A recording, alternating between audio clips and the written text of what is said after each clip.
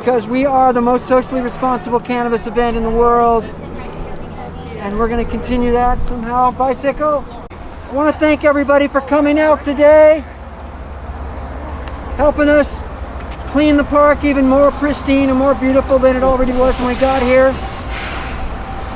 Over 10,000 bands have played in these parks. Thousands and thousands of people have volunteered for Hempfest. And we actually have spread the ashes of multiple members of our Hempfest family. Which reminds us how mortal we all are.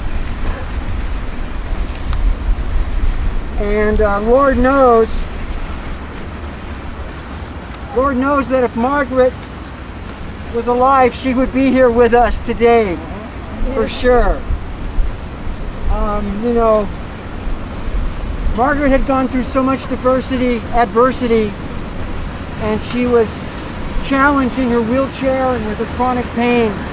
But that never stopped Margaret from being at Hempfest and being a coordinator and coordinating that merch booth every year. Such a trooper, always positive, always gallant, always kicking ass here at the beginning and here at the end. It's literally not the same without Margaret and her purple hair.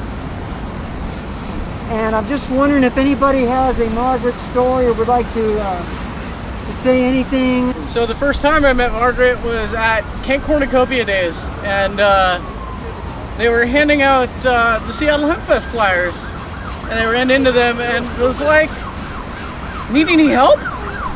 And started handing out flyers with Margaret and stuff, and all of us got kicked out of the park that day at Kent Cornucopia Days. That was amazing. I just want to say, you know, I'm gonna miss her. Thank you all for showing up and everything. So, yeah. So, I don't know, a dozen years ago or so, I started going out to a lot of other Hempfests to try to bring the Hempfest thing to other states. And I thought it would be a good idea if we could take some merch along and sell it so we could, you know, maybe get enough money to pay for some gas to get out there and spread the word about Seattle Hempfest. And Margaret was like right there with me the entire time. From the very first time we suggested it, she was more than willing to separate out merch and put it in bins and send Jimmy with me and make sure that that was all happening every year, every festival we went to. And it felt really good to have somebody believe in what I was doing that strongly and be so nice about it. And I loved Margaret from that moment on. Every time I saw her, I was anyway, that's about it. I just wanted to say something. You gotta yell, I'm sorry. I wanted to honor her and thank you guys for coming. And when I started doing the Cannabis Freedom March, she was always there. And I didn't even know her. And she was there. She was always friendly and sweet and kind. And I just feel like I didn't give enough of my time to her. But I had to say something because this is the only time you can say something. And there's past times when we've lost people and I was too shy to do it and I was afraid to cry like I am now. But I don't care. And you guys shouldn't either. If you have something to say, you should come up and say it. If it's just goodbye and I loved you, you should do it. Because there's people dying of COVID right now that we can't even go in and visit. So we're lucky to know each other and to be honorable to one another. Keeping your distance, keeping your mask on, and being safe. So we honor her, and if anybody else wants to talk, I think you should. Thank you very much. Well, I'm just always going to remember coming to Hempfest like every year, and when I run into her at the merch booth, she'd always ask me if I wanted some edibles, and it always, you know, this festival takes a lot out of me, like a lot of walking around, and I have fibromyalgia, so it's like it's become even more intense, like just like, and so it's just like, always thankful for her kindness, and she was really good at making really strong, potent, edible cookies, and they were always yummy. And just, I'm gonna miss just getting to talk to her and about different stuff going on, and I'm gonna miss her. She was those edibles really good at just making stuff and sharing. She's just a really good sharing, giving spirit. I always remember that. I love her and miss her. Margaret, Penny, and Jimmy were so awesome, and they really helped with Green Cross quite a lot, and they helped out the patients there. They helped with any initiative that was for legalization over the years, way before we had the one that people collected with money. They were always out there doing everything. So I really appreciate Margaret for her and for her contribution to where we are today, and I know that she would agree we have a long way to go. Hopefully that was loud enough to be heard. That was good. Yeah. John?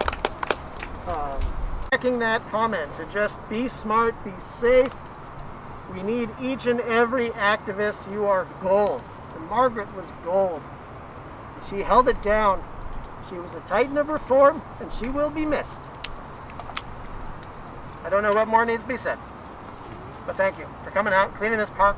Margaret was a quadriplegic, or at least I never saw her outside of a chair on her back. Right? This is an activist who comes out with everything stacked against her, but she needs this medicine, and it's none of the government's business to get between her and her treatment. It is a sham. The entire premise is designed to suppress, arrest, and warehouse black and brown people. It always has been. It never stopped. And no, we're not done. So that's why we come out. This is sacred ground. This is hallowed ground. This is where we made change peacefully, civically, intelligently, and with a lot of sweat and tears, and a surprisingly little amount of blood.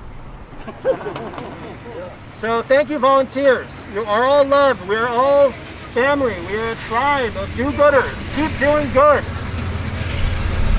And now we pause for trade, because that's just Hempfest life. Well, Margaret was always involved in everything, and when we made these bags out of t-shirts a few years ago for donations, she made some that were special. They were much more ornate than the ones that we actually made before. So here's one of the ones that Margaret made. So, Margaret was in a catastrophic car accident many, many years ago, and her hip pelvis area was pretty much demolished. And she got a hip replacement, I think a couple times, and then there was really nothing left to work with. And towards the end of last year, she was in a care facility, bedridden, trapped, north of Seattle, and she could not get out of the bed. South of Seattle. South of Seattle, thank you. And she didn't like it there, and we went to visit her. And she's in this room in this care facility, and of course she's got a big Hempfest poster on the wall across from her bed, and an article about Hempfest pasted up on the wall. And she was unable to go outside and smoke pot. So I started visiting her with edibles and oil and tincture, and I want to thank Justin from Hyperbole back there for all the support that he gave. I'll let your imagination feel the rest of that out, making that possible. And so in January, Conti and I visited Margaret, and I had a syringe of oil. I had a couple things I gave her, and one was a syringe of oil. And she's laying in the hospital bed, and she takes that, she was so happy to see it, she takes that syringe and she puts it near her mouth. And you know how you go to push the syringe of oil and it won't go, and it won't go, and it won't budge, and it won't budge, and then finally you push harder, and then it goes, bloop, and a whole bunch of oil comes out, always way more than you were intending to get out of it. Well, she's got this thing in her mouth, and she goes, blort, and half of this syringe goes in her mouth of oil, and I thought, oh my God, this is going to be intense, right? And I'm like, Margaret, you just took half that syringe of oil in your mouth and you haven't been taking any cannabis. But she did okay, man. She did all right. She was a trooper, man. And she was in tremendous pain. She could not get up out of the bed even. She could not sit up, right? So imagine months of laying on your back in bed, unable to get up. And both of her wheelchairs were broken because she needed a serious electric wheelchair. So she was confined to that bed. So I kept coming to see her pretty much once a week with a little grab bag of goodies for her. And when I went to see her in January, she had had a situation, an incident where she couldn't breathe. And so I had to go to the hospital across the street to see her. And then a few days later, she was back in the care facility, and I came and saw her, and we talked, and I took a videotape of her to put online for the Hempfest core group. And she said, share the truth, share the love. And we talked, and she's like, man, I'm going to be out of here, and I'm going to be back at Hempfest in August if it's the last thing I do. And then 2 days later, I heard that she had passed away. I think it's very, very possible that Margaret was one of the first COVID cases in our state because she was in a care facility. All of a sudden, she couldn't breathe. And the story that I got was that she couldn't breathe. She couldn't breathe. Yeah. The nurses called 911. They came back, and she was passed before the ambulance was able to get there. And I just want to reiterate what my brother John Toker said, is that, man, of all the people in Hempfest, Margaret was wheelchair bound in tremendous pain every year. There she was, totally positive, had the bag of goodies, the baked goods, the edibles and stuff, taking care of the family. We are mortal. We've been here before doing this multiple times. We've had probably 30 people pass away in this group so far. We've been right down the road for Elvis years ago. Merle, Cher, James, Rick's. Ashes are spread down at the Hymposium. There's ashes right there in this bucket if anybody wants it. There's ashes here? Little jars. Little jars of ashes? Yeah, right. Oh, is that what that is? Yeah. Wow. Cool. I'm assuming we're going to spread some of Margaret's ashes here? Yeah, absolutely. Some here, wherever your favorite place is in Hempfest, because she loved everything about Hempfest. So put her, take a memory with, and put her on the park.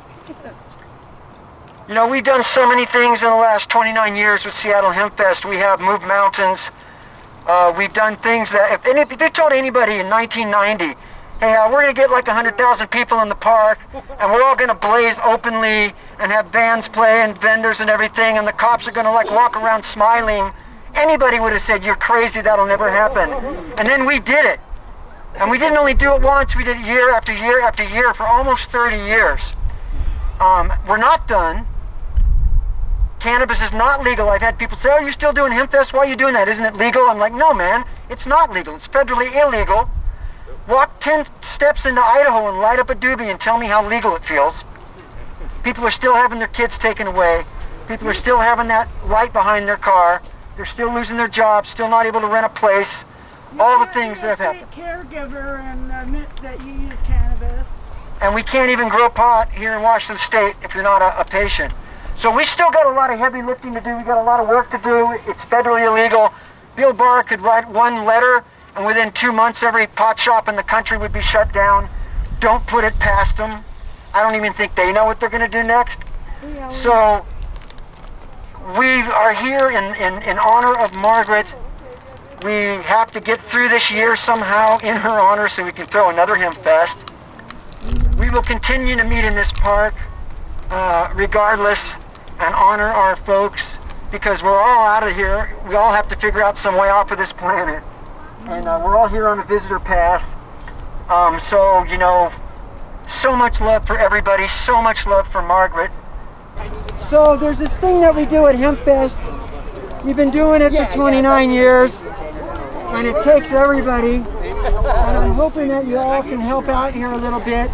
It's fairly painless, but I do want to see tonsils flying by me. Give me an H! H! Give me an A! E! Give me an M! M! Give me an P! P! Give me an F! F! Give me an E! E! Give me an S! S! Give me a T! T! What's that spell?